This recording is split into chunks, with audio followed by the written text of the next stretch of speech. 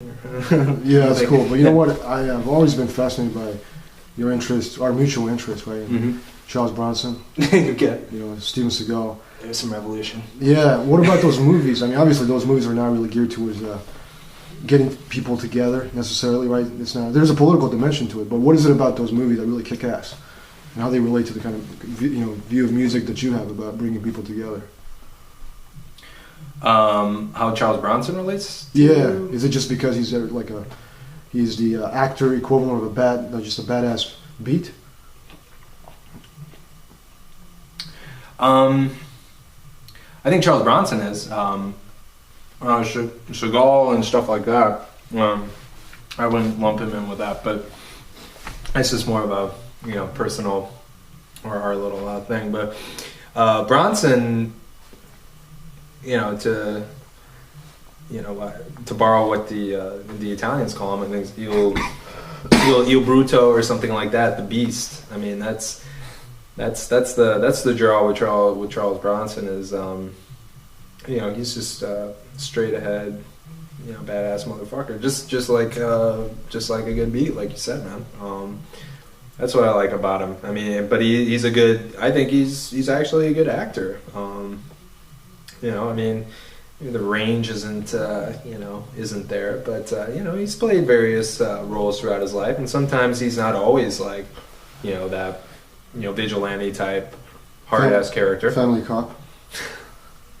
Family Cop, it was heavy. There was one like Indian River or something like that he did in like the early '90s, late '80s. That Roger Ebert, which say what you will about Roger Ebert, but I think at least back in the day, I agreed with him a little more in his reviews. But he said it was one of the best performances. Well, at least with Charles Bronson, one of the best performances he's ever seen. So he can play the softer side, but. I mean, I just, it started off as more of an ironic, kind of interest, but, the more I watched his movies and stuff, the more I just thought he was really just a really cool guy. I mean, working class roots in Pennsylvania, coal mining country. His dad and he actually was a coal miner until he ran off to Hollywood.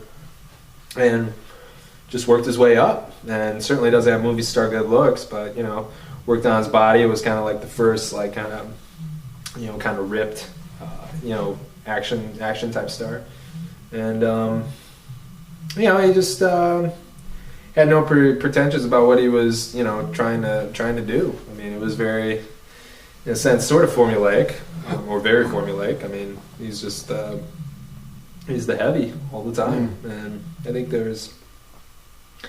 I don't know. I derive a lot of joy out of that.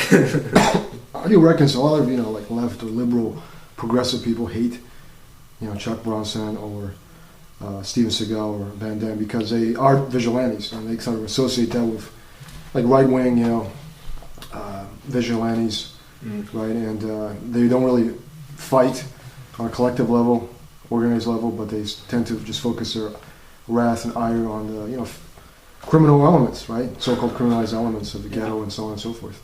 How do you reconcile, like your, really vision of this collectivity of the primal beat with some of the, liberal critique of, Bronson? Well, I don't know. I've never heard the liberal critique of Bronson, although I can certainly see that, and I wouldn't necessarily even disagree with that. There is I don't know. I mean, the way you worded it, there is definitely there's a little bit of a disconnect there between the beats versus the singular individualist attacking of criminals and stuff like that. The criminal element, killing them, but. I mean, I could see. I mean, the Death Wish movies are, I mean, I don't believe in vigilantism at all, but I still like them as a movie, and I still like Charles Bronson. I mean, I don't know. Steven Seagal, Charles Bronson, shit like that.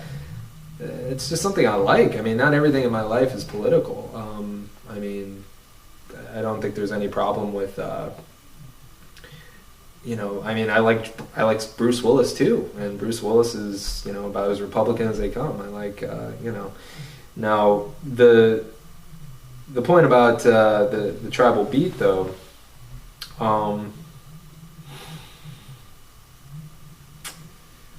Well, that's a little more difficult. I mean, because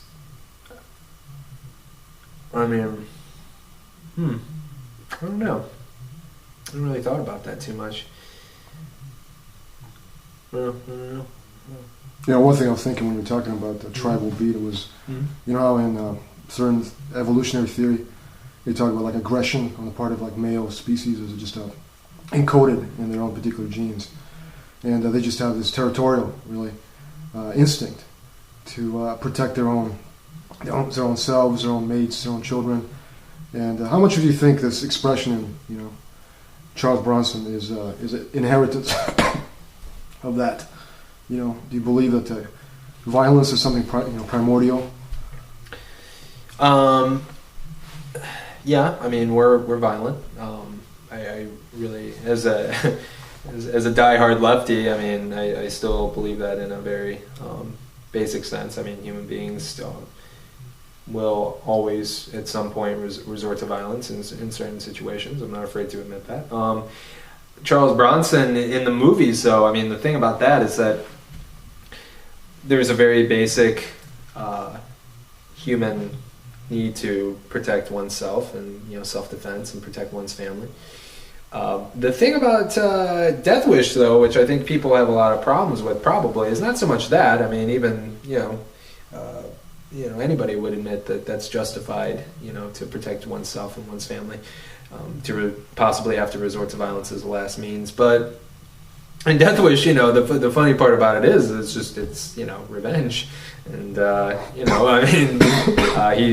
he didn't have to protect himself. I mean, there are a couple of scenes in the movie where he is actually like kind of there's attempted muggers and stuff like that, but.